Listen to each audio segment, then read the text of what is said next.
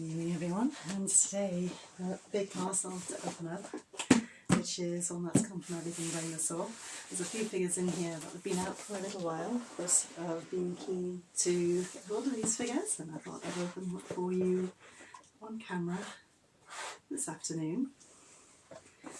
So, Everything Dinosaur, I ordered these figures very early yesterday morning, and they arrived very early this morning, so you really do get phenomenal service with that company, and I can't recommend them highly enough.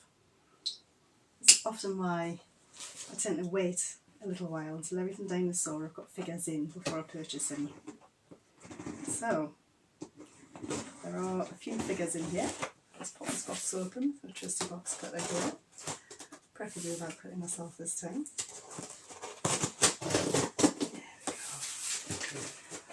I'd like to say hello to the channel supporters as well. I'd like to say best of luck to the very kind gentleman who sent me the last two parcels. So I know that we're going through some things at the minute. I wish you the very best of luck with that. So, let's see. Look at this lovely big box here. Everything's beautifully packed in with recyclable packaging here. And because it's Everything Dinosaur, we do of course get our packing slip and some information sheets, and there's definitely some taxa in here which I do not have in my collection yet. There's at least two. But first of all, I have gone ahead and picked up this gorgeous little Uerosaurus from PNSO. So this one's been released quite recently, and after my last video, in which of course I covered the How Long Wood and Vitae versions of Uerosaurus, I thought, well, it'd be daft enough to have PNSOs too. The other one we've got is this fabulous prosauropod, or sauropodomorph as they're generally known now, which is the Fengosaurus, of course, of Plateosaurus. So these sort of predated the sauropods as we know and love them, and a very interesting group in their own right and very underrepresented. And then the final figure I have in this package this afternoon is the Fan's Choice Medusa ceratops low-key from Beasts of the Mesozoic. There's a lot of figures coming out from Beasts of the Mesozoic at the minute, and getting very excited about that. Of course, for the Cyberzoic figures, when that campaign matures, there'll be a few more arriving. That's what I'll do, is I'm going to pop open all these figures and then have a quick look at them with you. So I'm going to start with the Uerosaurus. I'm not even going to try to pronounce the name of this figure, because I think that's obviously not something that I'll hold on to anyway, the names. So, packaged in with this little Uerosaurus, we've got an information leaflet and a poster. So quite often these information leaflets have have a little story about the figure, you know, they give it a character and some actual artwork of the figure and things like that, you know, it's a really sweet little thing to have. And a nice poster as well, some lovely artwork we've got with this figure here. So, have a look at that. I don't know if anybody ever displays these posters. I mean, they are lovely. They remind me of when I was a kid and I used to collect magazines, and you get things like that in with the magazines. But ultimately, especially as an adult collector, what you're interested in is the figure itself. So let's pop this little clamshell packaging open and extract the dinosaur, which I know that this figure raised a few eyebrows when it was unveiled, because most stegosaurids have quite long legs, and as you can see, this little Uerosaurus here has extremely short legs. Like I said in my previous video about Uerosaurus, the elements that are known of it indicate that it had extraordinarily broad pelvis, which is fantastically represented here. That broad pelvis and the remains that are known indicate it had a short trunk, which again is shown here, and short legs, and they have taken that to an extreme. This is like a sausage dinosaur. It's absolutely adorable.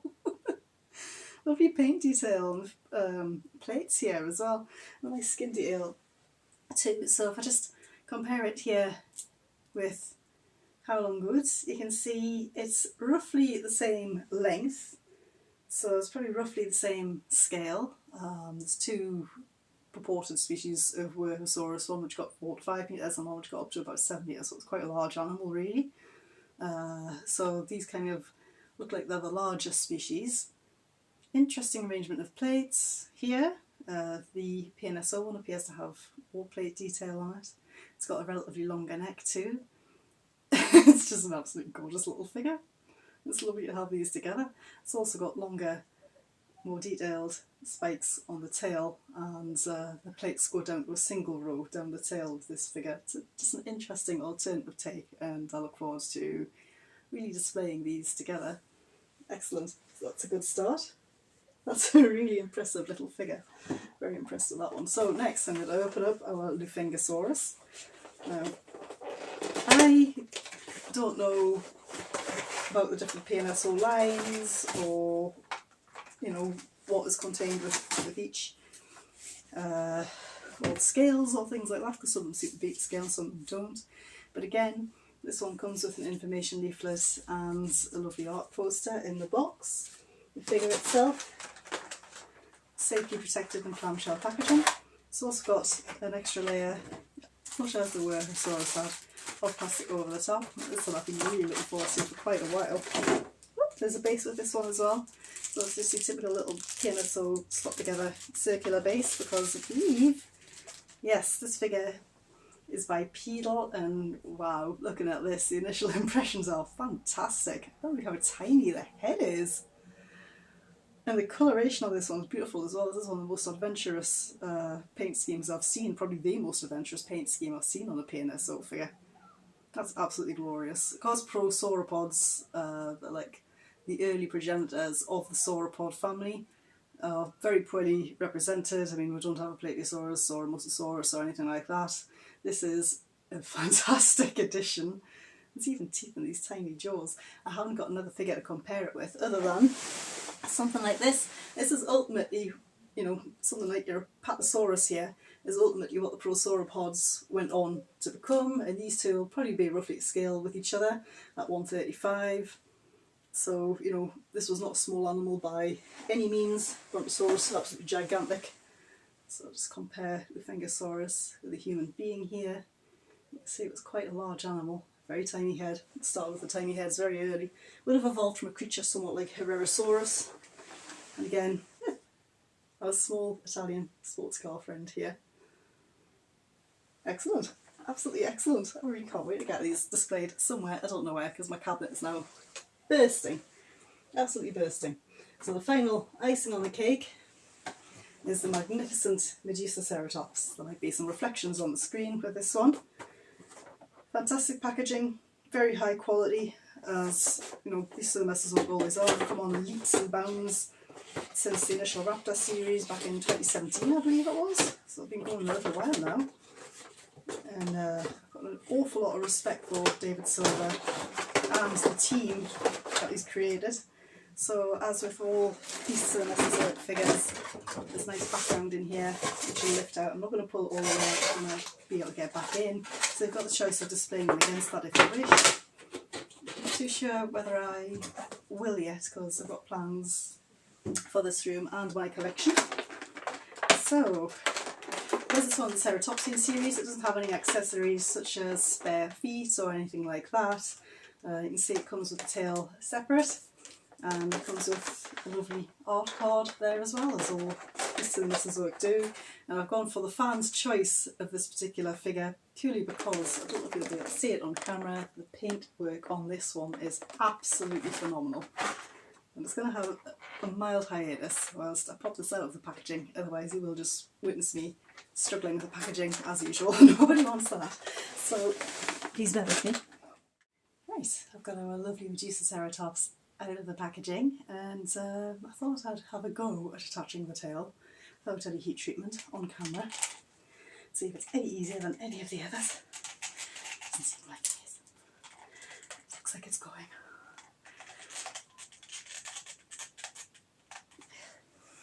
Technical difficulties. There we go. That has actually popped on, and I've probably gone quite pink in doing that. So here is our beautiful Medusa ceratops, fan's choice, with its tail attached. Now this figure, I've got a very nerdy reason for getting this specific version as well. The Medusa ceratops wasn't actually a figure that particularly featured in my wish list until this version came out, and it's been on the wish list for a very long time. The articulation on this thing's fantastic. You can see this already. Sometimes they're a little bit stiff from the off. This one's not been too bad at all. Very impressed that the tail went on as relatively easily as it did, because quite often they're quite tricky.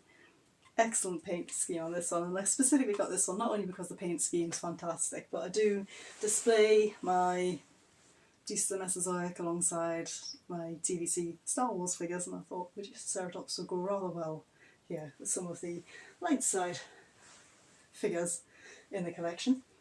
I do cross the streams. Now, Medusaceratops shares a lot of the same components with the Styracosaurus from the original release in terms of the body parts, and obviously the head's completely different. It doesn't feel like quite such a heavy figure somehow, even though you can see the proportions here. It's got a much longer face, the Medusaceratops loci, compared to the Styracosaurus, which has a longer frill on account of these great long horns. So I think these two are going to look fantastic together. Well, I can't wait to sit and thoroughly examine all of these. I hope you've enjoyed having a quick look at them with me. Thank you very much to ED, Everything Dinosaur, for getting these to me so quickly and so efficiently. Absolutely mind-blowing, it really is. And I'm reliably informed that Everything Dinosaur are getting some of the new pieces of the Mesozoic in later this month, and I greatly look forward to that too. Hope you've enjoyed this video, and I hope to see you in the next one.